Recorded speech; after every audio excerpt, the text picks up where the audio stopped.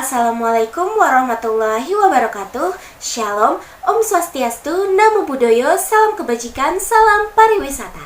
Saya Suci Ramadanti dari Program Studi Pariwisata Fakultas Ekonomi dan Bisnis Universitas Nasional akan mempresentasikan mengenai buku pengantar akomodasi dan restoran sebagai syarat pemenuhan ujian tengah semester mata kuliah akomodasi dan restoran. Berikut topik yang akan kita bahas mulai dari bab 1 sampai dengan bab 4. Bab 1 kita akan membahas mengenai pendahuluan yang di dalamnya ada unsur dan skema industri pariwisata, lalu pengertian hotel, kriteria hotel, dan kesan tamu terhadap hotel. Pariwisata adalah berbagai macam kegiatan wisata dan didukung oleh berbagai fasilitas dan layanan yang disediakan oleh masyarakat, pengusaha, pemerintah pusat, dan pemerintah daerah. Oleh karena itu, pariwisata terdapat unsur-unsur di dalamnya. Unsur-unsur dalam industri pariwisata yaitu adalah akomodasi, restoran, transportasi, money changer atau tempat penukaran uang, atraksi wisata, cenderamata atau souvenir, dan biro perjalanan. Berikutnya yaitu skema industri pariwisata yang di dalamnya ada lodging operations atau tempat penginapan, lalu ada transportation services, pelayanan transportasi, food and beverage operations, lalu retail stores, dan juga activities seperti recreation, entertainment, dan yang lainnya. Berikut adalah pengenalan umum tentang hotel. Hotel adalah bangunan yang dikelola secara komersial untuk memberikan fasilitas penginapan untuk umum dengan fasilitas pelayanan yang ada seperti pelayanan makan dan minum, pelayanan kamar, pelayanan barang bawaan, pencucian pakaian, dan dapat menggunakan fasilitas perabotan dan menikmati hiasan yang ada di dalam hotel. Berikutnya yaitu kriteria klasifikasi hotel yang dilihat dari berbagai faktor, yaitu berdasarkan tingkatan atau bintang, pemakaian hotel selama menginap, lokasi, hotel plan usage, lalu jumlah kamar dan persyaratan lain, ukuran hotel, lama tamu menginap, kegiatan tamu selama menginap, dan jenis tamu. Sebagai industri pelayanan jasa, tentunya hotel sangat mengharapkan tamu-tamunya kembali lagi setelah menginap. Untuk itu, hotel harus dapat memberikan kesan yang baik bagi para tamunya.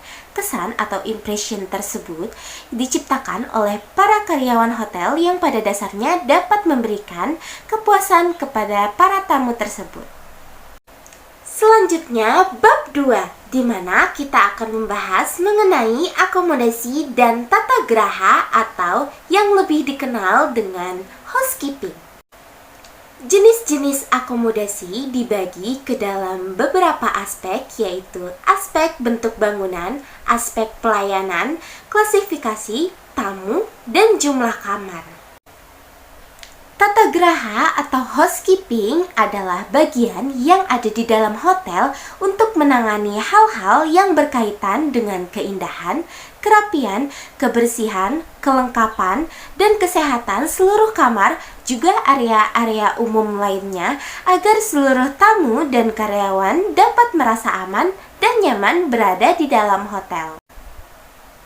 Seorang housekeeping tentunya harus tahu jenis-jenis penamaan kamar hotel, lalu status kamar, jenis-jenis tempat tidur, dan juga tugas dan tanggung jawab room attendant. Selanjutnya, bab 3, di mana kita akan membahas mengenai reception dan juga reservation. Reception adalah penerimaan tamu, sedangkan resepsionis adalah penerima tamu. Tugas pokok penerima tamu atau resepsionis adalah menyambut kedatangan tamu-tamu yang akan melakukan check-in, memprosesnya dengan efisien, tepat, cepat, ramah tamah, dan penuh sopan santun, sehingga tamu akan memperoleh kesan yang baik terhadap hotel. Prosedur check-in ada 2, yaitu secara manual dan juga komputerisasi. Selanjutnya yaitu ada room reservation atau pemesanan kamar dan juga reservationist atau petugas pemesanan kamar. Tugas pokok dari seorang petugas pemesanan yaitu melakukan penerimaan pemesanan kamar sehari-hari secara akurat dan efisien berdasarkan pada standar serta prosedur yang berlaku. Prosedur yang berlaku yaitu secara manual dan juga komputerisasi. Selanjutnya bab terakhir yaitu bab 4, di mana kita akan membahas mengenai handling group arrival.